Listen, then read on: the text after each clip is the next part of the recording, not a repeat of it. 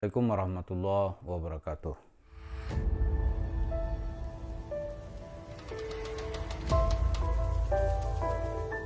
Para pemirsa, banyak orang bertanya kepada saya gitu ya. Kalau Syekh Mansur itu memang salah, kenapa ada juga yang mengikuti gitu. Itu kan banyak yang masih ikut. Saya ingin menjelaskan masalah ini. Barangkali seperti ini analoginya. Di rumah sakit jiwa seperti di Grogol ya. Itu ada seorang pasien itu lagi mancing di ember gitu. Ember, dia taruh batu, itu dia mancing. Gitu aja dia terus gitu. Tiba-tiba ada orang tanya, "Bang, dapat ikannya enggak?" Gitu. Dia malah bertanya, "Mancing di ember kok dapat ikan?" Kan logis itu. Tapi dia melakukan itu terus gitu. Jadi pasien gila sekalipun gitu, orang-orang sudah gila itu ada sekian persen dari nalarnya itu masih ada logiknya gitu. Nah, dia lagi itu, wah ini mana ada, dia tahu itu. Wah, kata dokter, dicek, udah sembuh belum nih? Ternyata nggak sembuh gitu. Nah, itu analoginya. Karena itu ada ideologi besar seperti Nazi gitu ya. Nazi itu ada idenya yang paling terkenal itu kemurnian etnis dan darah. Karena itu pengikut Nazi atau orang-orang Jerman pada saat Perang Dunia Kedua itu dilarang menikah dengan orang-orang non-Arya.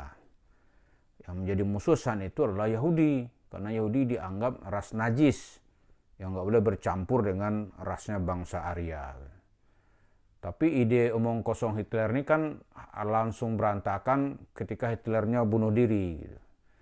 Tahun 1945 ide Nazi dilarang di seluruh dunia. Jadi ide ini bisa berkembang dari tahun 1933 sampai 1945. Tapi ada pengikutnya, ya kan? Ada pengikutnya. Nah, Syekh Mansur ini ada nggak pengikutnya? Ya buktinya dia dapat duit banyak. Pasti pengikutnya ada gitu. Karena dalam hal-hal tertentu, Syekh Mansur tampak sangat logis. Apa contohnya? Saya tuh hampir kena loh.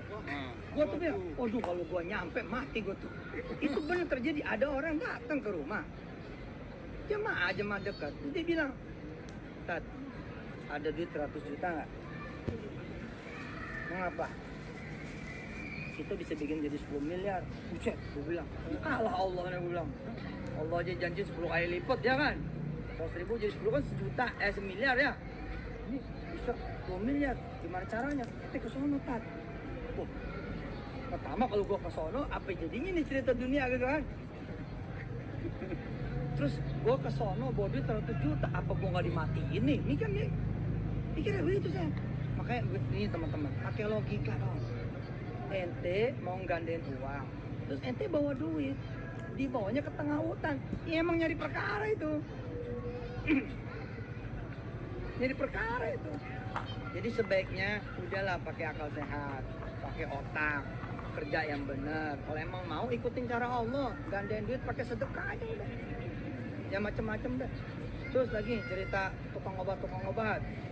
Ini belum lama ya, ya. Teman-teman Darul Quran yang nggak pada punya anak, itu berhasil dikumpulin sama satu orang yang katanya bisa bikin punya anak. Tapi sampai di sono dikandangin, dikasih kamar, nggak dikasih pulang, nggak dikasih periksa USG dan segala macamnya, tapi dikasih makan yang banyak, kan badannya tambah gemuk. Dibilanglah ke suaminya, ini udah hamil. Tapi kan orang berasa kan, gendut, gemuk, ame, hamil kan beda. Berbulan-bulan kemudian ada satu SDM Darul Quran kabur, periksa ke rumah sakit, nggak ada loh isinya.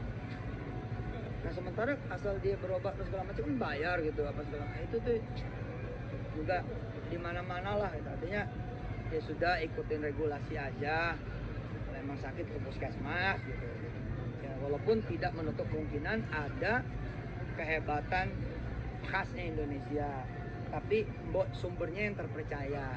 Jangan misalkan gara-gara viral TikTok gara-gara viral apa hello, apa Snapchat atau apa, kemudian kita nggak pakai mikir lagi langsung berangkat.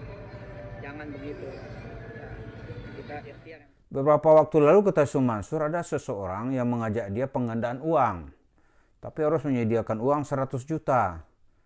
Kata Yusuf Mansur, berapa digandain? Wah, ini bisa dapat 10 miliar.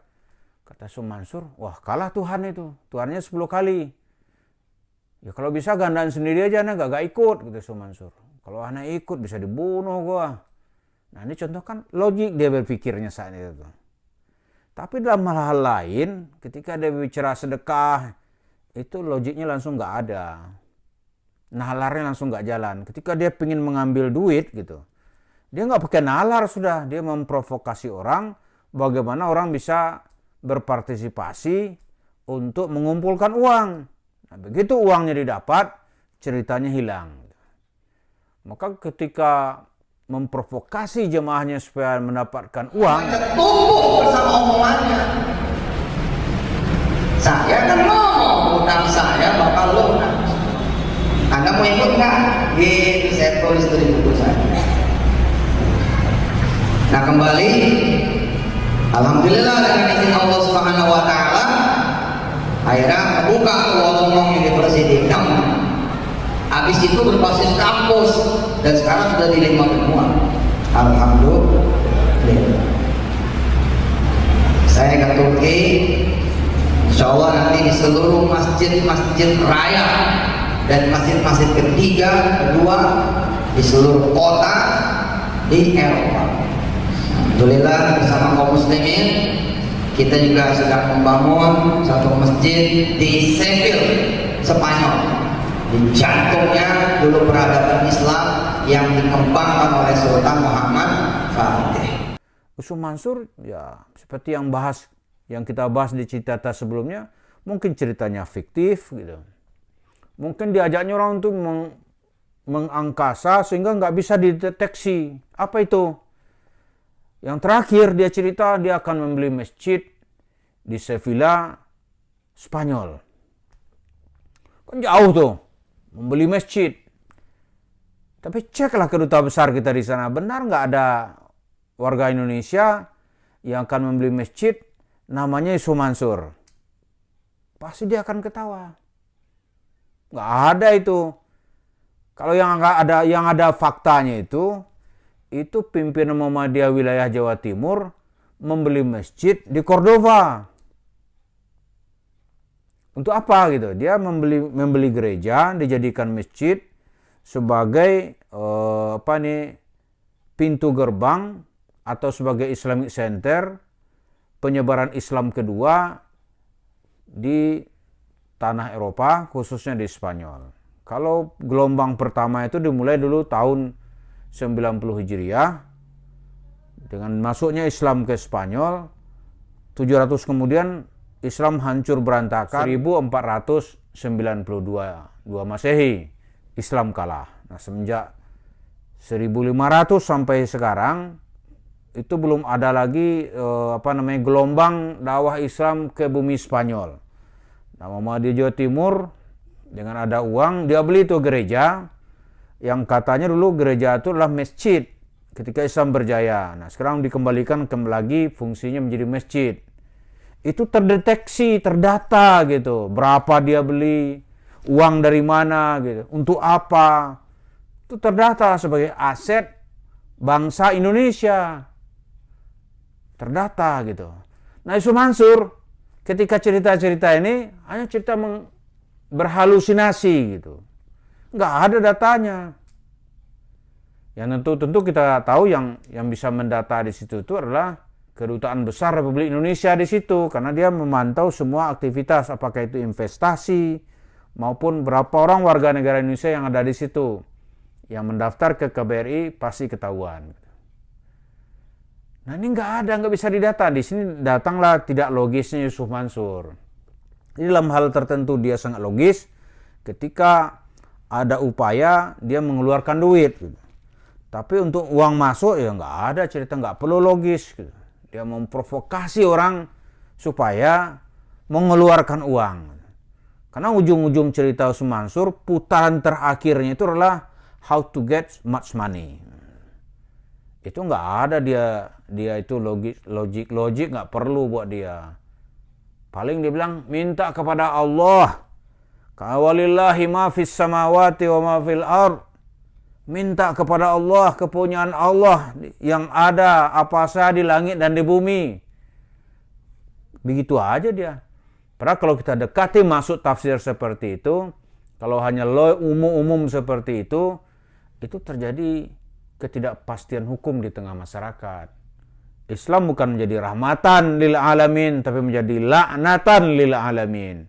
Bukan menjadi rahmat buat orang, tapi menjadi laknat buat semuanya. Kan dia logisnya kan gitu aja dia. Punya Allah, tunjuk, ambil, bawa. Tunjuk, ambil, bawa. Cobalah itu dipraktekkan. Islam menjadi pioner pencuri. Islam menjadi ajaran perampok. Islam menjadi ajaran yang tidak beretika dan tidak menghormati hukum. Jadi Yusuf Mansur, kalau hal-hal yang berhubungan dengan uang keluar, dia logik sekali. Banyak alasannya. Seperti tadi itu, orang mancing di kolam mancing ikan di ember di rumah sakit jiwa gitu. Logik dia. Begitu mau ada persoalan lain, uang masuk, dia akan provokasi. Semua cara akan dia pakai. Gitu. Jadi, begitulah kita lihat, kita ikuti Yusuf Mansur ini, ada juga banyak orang terpengaruh. Karena yang dia sampaikan itu banyak nampak seperti logik. Dalam hal tertentu, logikanya jalan. Gitu. Tapi ketika kita lihat dalam hal-hal lain, itu nggak pakai logika. Dia hantam dan dia rusak itu nilai-nilai hukum Islam. Misalnya seperti kita lihat sekarang ini orang mulai sadar ya. Masyarakat sekarang ini mulai kritis. Jadi ketika Yusuf Mansur tidak mengajak lagi kepada aturan logika, orang bantah. Maka itulah sekarang membuat langkah Yusuf Mansur itu terjepit. Sementara tim-tim dia untuk mengarang cerita sudah lari satu persatu gitu. Ada anak-anak baru yang masih kecil, dia nggak bisa, orang cemen ini gitu. Dan gampang orang mematahkan argumen-argumennya. Jadi para pemirsa, sekali lagi ada hal-hal tertentu kenapa orang masih mau mengikuti, karena dalam beberapa hal nampak sebagai sesuatu yang logis gitu. Tapi kalau begitu didekati lebih jauh, ternyata ini membawa kepada kehancuran. Mudah-mudahan kita tetap logis dalam memahami agama dan kita banding-bandingkan dengan ajaran-ajaran agama kita yang lain. Semoga kita selamat dari tipu daya orang-orang yang ingin meraup keuntungan atas nama agama. Terima kasih. Assalamualaikum warahmatullahi wabarakatuh.